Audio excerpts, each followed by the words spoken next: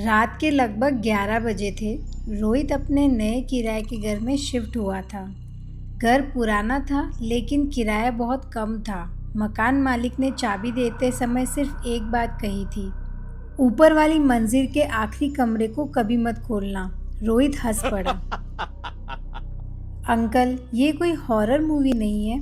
मकान मालिक का चेहरा बिल्कुल गंभीर था। मैं मजाक नहीं कर रहा, उस कमरे को बंद ही रहने दो।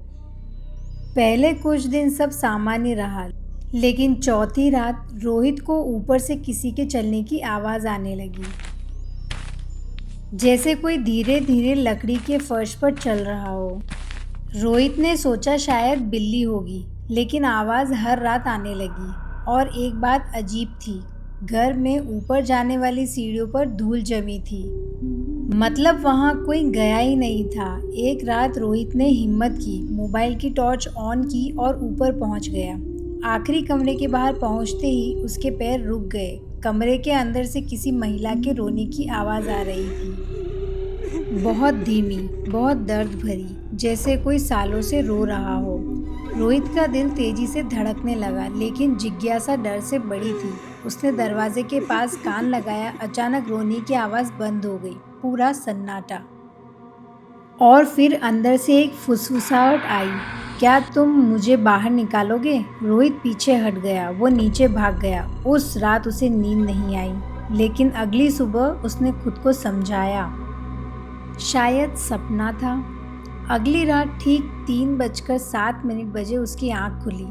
उसके फ़ोन पर एक नोटिफिकेशन आया था, अननोन नंबर से। एक फ़ोटो।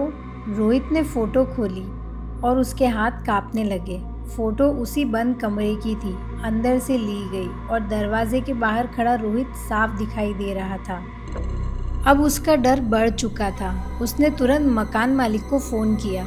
बहुत पूछने पर बूढ़े आदमी ने एक कहानी बताई। करीब 20 साल पहले उस कमरे में एक महिला रहती थी। उसका नाम मीरा था। पति उसे रोज मारता पीटता था। एक दिन पड़ोसियों ने उसकी चीख सुनी जब दरवाज़ा तोड़ा गया।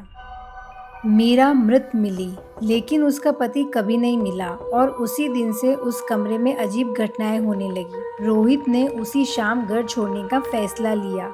उसने सामान पैक करना शुरू किया। तभी ऊपर से जोर का धमाका हुआ, जैसे कोई भारी चीज गिर गई हो। फिर कदमों की आवाज़ धीरे धीरे सीढ़ियों से नीचे आती हुई।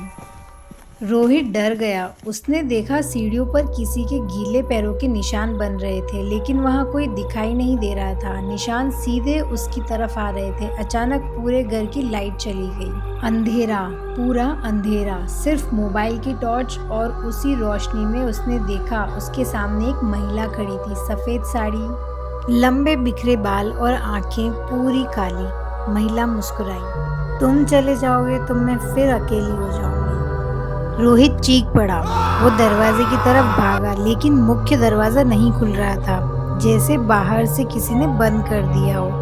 तभी उसे पीछे से किसी की सांसें महसूस हुई, बहुत ठंडी, बहुत करीब। उसने धीरे धीरे पीछे देखा। महिला उसके ठीक पीछे खड़ी थी। इस बार उसका चेहरा बिल्कुल सामने था और उसके होंठ हिल रहे थे। मुझे पता है मेरा पति कहाँ है।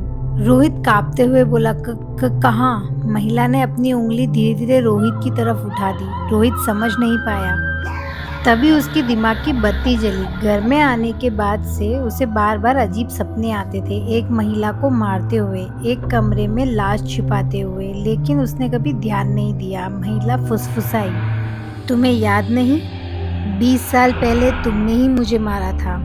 अचानक रोहित के सामने अजीब दृश्य आने लगे, जैसे कोई पुरानी यादें वापस लौट रही हो। उसे सब दिखने लगा। वो मीरा का पति था पिछले जन्म में, और उसी ने उसे मारकर कमरे में बंद कर दिया था। महिला की मुस्कान और चौड़ी हो गई। मैं 20 साल से तुम्हारा इंतजार कर रही थी। अगली सुबह पड़ोसियों ने घर का दरवाज़ा खुला पाया।